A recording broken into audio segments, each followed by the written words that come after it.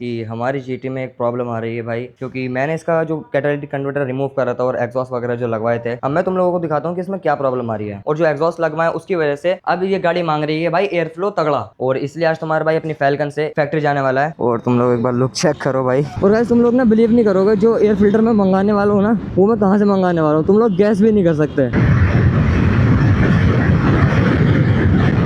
और इधर हमारी तैयारी चल रही है हमारी इस बर्मन के किचन पर मार्किंग करने की। और ये देखो इन लोगों ने क्या कर दिया आज। ये क्या हाल चाल यूट्यूब फैमिली के, welcome back to our new blog. This is the day 48 of our 60 days and 60 blogs challenge. और गाइस तुम लोगों से एक बहुत सीरियस चीज शेयर करनी थी मुझे, कि हमारी जीटी में एक प्रॉब्लम आ रही है भाई। मुझे इसके बारे में पहले से ही बता दिया गया था, क्योंकि मैंने इसका जो कैटालिटिक कन्वर्टर रिमूव करा था और एग्जॉस्ट वगैरह जो लगवाए थे, उसकी वजह से हमें एयर फिल्टर अब मस्ट हो गए लगवाना। और मुझे इंस्टाग्राम पे पहले से कमेंट कर दिया था एक बंदे ने कि भाई अब तो एयर फिल्टर लगवाना ही पड़ेगा, बट मैंने उस चीज को इग्नोर करा। लेकिन बाद में मुझे वो चीज खुद फील हो गई। अब मैं तुम लोगों को दिखाता हूँ कि इसमें क्या प्रॉब्लम आ रही है। एक बार इसको कोल्ड स्टार्ट कर लेते हैं।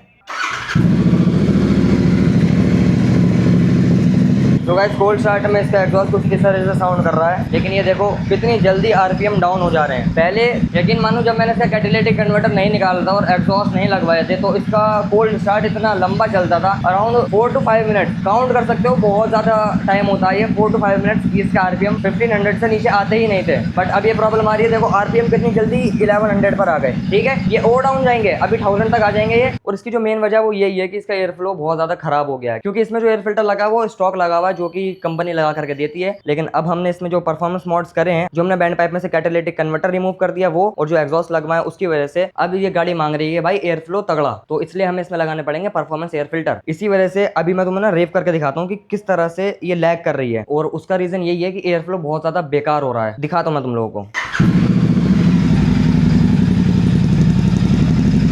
देखो सुनना, तुम सुनना।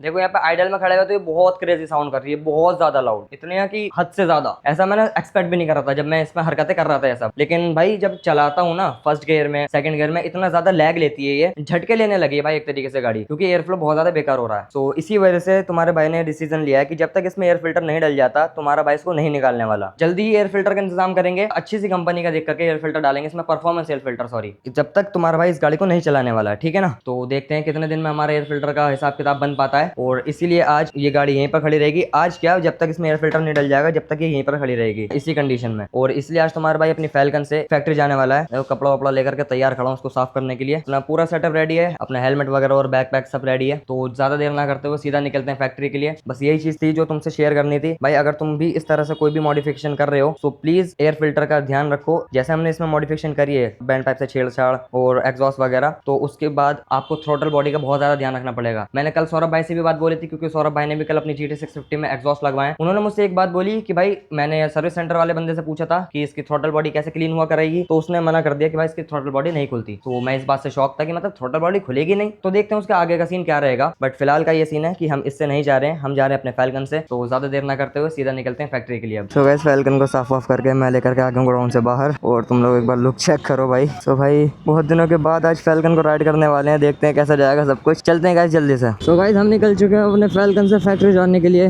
और GT को हमने गोडाउन में छोड़ दिया है। जल्दी से यू टर्न लेते हैं, यहाँ से सीधा खींचते हैं भाई फैल्कन को फैक्ट्री की तरफ। यहाँ से बैरिकेड पता नहीं क्यों हटा दिया, तुम्हें हर व्लॉग में दिख रहा होगा यहाँ पर बैरिकेड लगा होता है पहले से। और गाइस तुम लोग ना बिलीव नहीं करोगे, जो एयर फिल्टर में मंगाने वाला हूँ ना, वो मैं कहाँ से मंगाने वाला हूँ। तुम लोग गैस भी नहीं कर सकते, ना तुम कंपनी गैस कर सकते और ना तुम एरिया गैस कर सकते। एरिया क्या, स्टेट सॉरी। अगर तुम लोग गैस कर पाओ तो भाई गैस करके दिखाओ कमेंट्स में। और भाई फील तो है यार, देखो फैल्कन को चलाने की ना फील ही अलग है भाई। लेकिन जब बहुत दिनों तक GT चलाने के बाद मैं फैल्कन पे आता हूँ भाई, दिमाग खराब हो जाता है, अजीब अजीब सा फील आता है। ये उल्टा वाला पैर ना गेयर डालने के लिए वो करता रहता है, गेयर डलेगा। फिर इसका तो मैं भूल ही जाता हूँ ये ब्रेक होता है। कई दिनों से रेगुलर बेसिस पे सिर्फ GT ही चल रही थी भाई। फैल्कन अराउंड हमने निकाली होगी आपका 1 से 1.5 हफ्ते बाद। मुझे तो ऐसा फील हो रहा है, बाकी तुम लोग ज्यादा जानते हो। तुम लोग बताओ, तुम लोग सब देखते रहते हो कब क्या चीज़ हो रही है। तुम लोग बताओ हमने लास्ट टाइम फैल्कन कब निकाली थी अपनी फैक्ट्री जाने के लिए। मजाक में 100 टच चढ़ जाती है भाई। एक काम और रहता है हमें, तुम लोगों को बताइए, अपना यूट्यूब शॉर्ट के लिए छोटे छोटे शॉर्ट्स निकालना कि हमने क्या करा कैसे करा, उसको एक्सप्लेन करना, तो उसके लिए भी शॉर्ट निकाल लेते हैं एक। बाकी देखो मज़ा तो आ रहा भाई, इतने दिनों बाद फैल्कन को चला के ना, मज़ा तो बहुत आ रहा है। बाकी आज का मौसम भी इतना प्यारा हो रहा है, प्यारा क्या यार, धूप नहीं है लेकिन हवा भी नहीं चल रही, भपका हो रहा है, भपका बहुत बुरा। अभी गोडाउन में शूट कर रहा था ना, फैन ऑफ कर दिया था मैंने, मतलब फैन की नॉइज ना है माइक में, इसलिए मैंने फैन ऑफ कर दिया था भाई। मुश्किल से मैं 5 से 10 मिनट खड़ा हुआ था भाई गोडाउन में, और पूरी शर्ट पसीनों में भीग गई मेरी, इतनी ज़्यादा स्वेटिंग हुई। अब जब फैल्कन पे उड़ रहे हैं तब जाकर थोड़ा सा अच्छा लगा है भाई।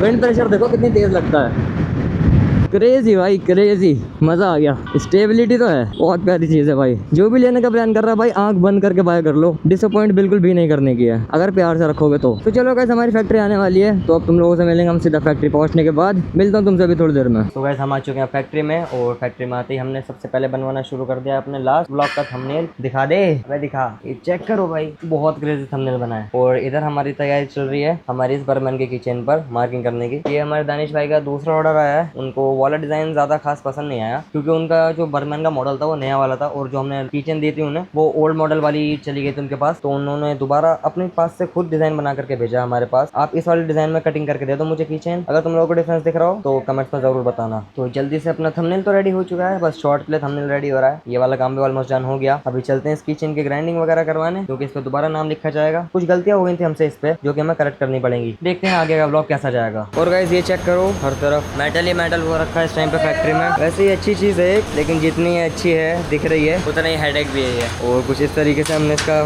फ्रेम बनाया है इस पे होल्स कटिंग करने के लिए। बाकी उधर भी मटेरियल रखा हुआ है, उधर हमारी बेंडिंग मशीन पे बेंडिंग चल रही है। और ये आंटी हमारी बिल्कुल भी काम नहीं करती, मजाक कर रहा हूँ भाई, पूरी फैक्ट्री साफ करके रखती हैं। और ये देखो भाई स्टॉक मटेरियल कितना सारा रखा हुआ है यहाँ पर, यही लगाएंगे जिन्होंने लगाया।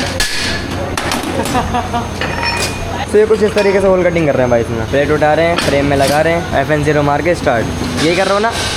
तो अब आ गए हम अपने लेजर कटिंग मशीन पर अपने किचन की कटिंग करवाने। फ्रेम भी नहीं लेके दिखाया था पब्लिक को यहाँ पे। देखते हैं भाई कटिंग कैसे आएगी। मैटर तो बहुत ज्यादा बारीक था, लेकिन फिर भी देखते हैं कटिंग कैसे आती है। हो गई जायज, कटिंग तो अच्छी हुई है, मैटर जितना था हमारा प्रॉपर आया, किसी भी तरह की कोई भी गलती नहीं हुई है इतना बारीक मैटर होने के बाद भी। अब इस पे करवाएंगे हम ग्राइंडिंग, और इसका काम हमारा खत्म हो जाएगा। और दानिश भाई के कहने पर हमने इसमें हेडलाइट भी रखी है, देख सकते हो तो मेरी, ये हमारे पहले डिजाइन में नहीं थी। तो बताओ कमेंट्स में कैसा लग रहा है।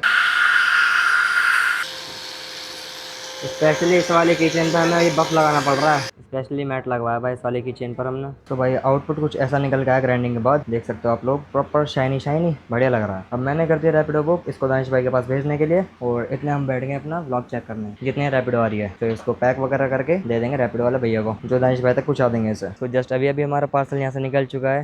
मैं उनके सामने कैमरा खोल नहीं पाया, थोड़े से एजेड बंदे थे, वो निकाल दिया पार्सल यहाँ से। अब वो उनकी जिम्मेदारी आगे रिसीव करना। और भाई यकीन मानो पूरा दिन आज कैसे निकल गया समझ नहीं आया मुझे भी। फैक्ट्री में कहाँ टाइम बीत जाता है पता ही नहीं लगता यार काम में। बाकी हमारे किचन का जो काम था उसमें भी काफी ज्यादा टाइम लगा, ऐसी कोई बात नहीं कि बहुत जल्दी बन गया। कटिंग करवाना, फिर ग्राइंडिंग करवाना, पलान निमकाना, बहुत सारी चीजें होती है भाई डिजाइन बनवाने में, ऐसी तैसी जाती है। और बाकी तो मैं यहाँ पे मान भाई हमारे काम करते हुए दिख ही जाएंगे, हर वक्त काम करते रहते हैं भाई, बहुत बड़े आदमी है। और ये देखो इन लोगों ने क्या कर दिया आज, ये इसके जो होल्स कट रहे थे ना, इसकी वजह से पूरा मेटल इकट्ठा हो गया था, और हथौड़े मार मार के हटा दिया हमारे मान भाई ने, शाबाश। अब शिवम भाई चले गए हमारे, तो एक मशीन बंद हो गई है, ये वाली चालू है। वैसे मोस्टली अमान उस वाली मशीन पर रहता है और शिवम भाई इस पे, लेकिन वर्क इस वाले पे ही हो रहा था। हमने इसकी फिटिंग जो बनाई थी ये इसी पे मशीन पर फिक्स कर रखी है फिलहाल, जब तक ये काम डन नहीं हो जाता। इसने दूसरी मशीन पर बाकी एक्स्ट्रा वर्क होगा, इस वाले पर सिर्फ यही कटिंग होगी। तो हमारे अमान भाई इसी पे कटिंग करने आ गए। अब तो हमारे सिर्फ एक ही मशीन वर्किंग में है, क्योंकि शिवम भाई जा चुके हैं जैसे कि तुम्हें पता है। और अब मैं भी थोड़ी देर में निकल ही जाऊंगा घर के लिए, लेकिन अब्दुल को भी ब्लॉग की क्लिप्स देनी है, तो हमें ब्लॉग को यहीं पर एंड करना पड़ेगा। और अभी तो कुछ हैपनिंग है भी नहीं, बस तुम लोगों से एक लास्ट चीज बोलनी थी। अगर तुम लोगों को नोन में कोई भी एयर फिल्टर हो ना, कि मतलब जो सबसे ज्यादा बेस्ट रहेगा हमारी GT 650 के लिए, तो मुझे कमेंट्स में जरूर बताना। मैं तुम्हारी रिकमेंडेशन से अगर बाय करता हूँ तो भाई तुम्हें जरूर हाईलाइट मिलेगा उस चीज का। बाकी ब्लॉग को यहीं पर एंड करते हैं। होप करता हूँ तुम्हें ब्लॉग अच्छा लगा होगा। ब्लॉग अच्छा लगा हो तो ब्लॉग को लाइक करके चैनल को सब्सक्राइब करके बेल आइकन ऑन जरूर कर लेना, ऐसी और वीडियो देखने के लिए। मिलता हूँ कल तुमसे एक नए ब्लॉग के साथ, तब तक के लिए take care and bye bye. Thanks for watching.